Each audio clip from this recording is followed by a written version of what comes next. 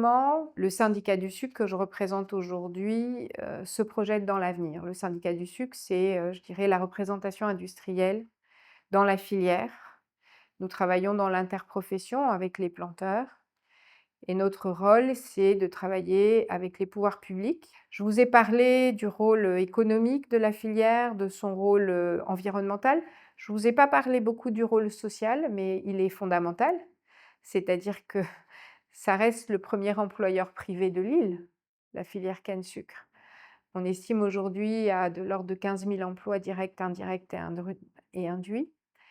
C'est, 2 700 exploitations cannières au recensement agricole de 2020 sur les 4 600, hein, exploitations recensées.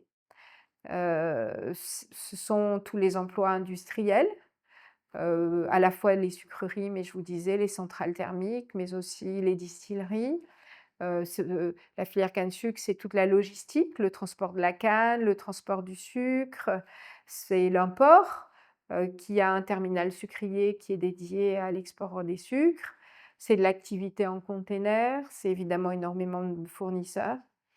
Donc le rôle social de la filière, il est essentiel, d'autant qu'on s'appuie sur, des toutes petites exploitations. Comment on voit les choses aujourd'hui? L'enjeu, c'est de maintenir l'équilibre entre les filières et de maintenir, ou plutôt de continuer à développer l'agriculture réunionnaise. Et cette agriculture, elle ne peut pas se développer sans la canne à sucre, qui est son pivot, qui garantit une sécurité de revenus et qui a ses fonctions environnementales essentielles. Donc il y a tout un travail qui est fait aujourd'hui dans le cadre du SAR. Je vous disais, l'enjeu est de reconquérir des surfaces agricoles, parce qu'avec 38 000 hectares de surface agricole sur 250 000 hectares de surface réunionnaise, on a la plus petite surface. Donc, et c'est possible parce que nous avons des friches et qu'il y a eu du départ en friche. Les projets qui nous gouvernent, et le dernier, c'est celui qui a été signé, qui est le plan de souveraineté alimentaire de La Réunion. Ce projet-là, il établit que non seulement il faut développer les surfaces en fruits et légumes et en élevage pour répondre aux besoins des filières et mieux satisfaire les besoins de la population, mais il faut retrouver 22 000 hectares de terre à canne. Parce que c'est tout l'équilibre du modèle qui en dépend. Alors, donc c'est 2 000 hectares de plus que ce qu'on a aujourd'hui.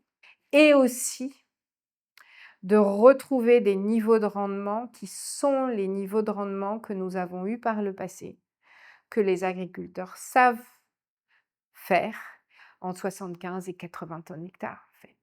Parce qu'en retrouvant 2 000 hectares et en retrouvant des rendements de ce niveau-là, on est capable de réaugmenter la production de canne à sucre, de sucre, de mélasse, de bagasse, d'énergie, de l'ordre d'entre 27 et 35 %. Et donc on est capable de, répondre aux enjeux de souveraineté alimentaire, mais aussi de souveraineté énergétique.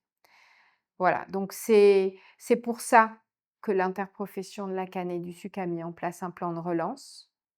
Alors c'est quoi ce plan de relance?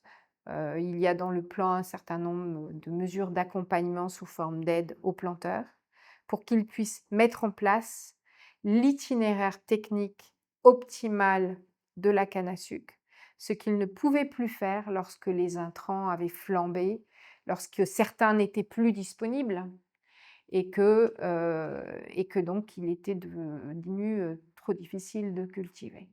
Donc, il y a un certain nombre de mesures de soutien directes, sous forme d'aide, mais il y a aussi, et ça c'est une innovation de la filière, la mise en place de moyens de trésorerie. L'interprofession a mis en place une garantie auprès des banques pour pouvoir lever de la trésorerie sous forme d'avance, de manière à apporter aux planteurs qui le souhaitent la trésorerie nécessaire au moment où ils en ont besoin, lorsqu'il faut retourner la terre, faire des améliorations foncières, replanter, de façon à retrouver des niveaux de rendement importants.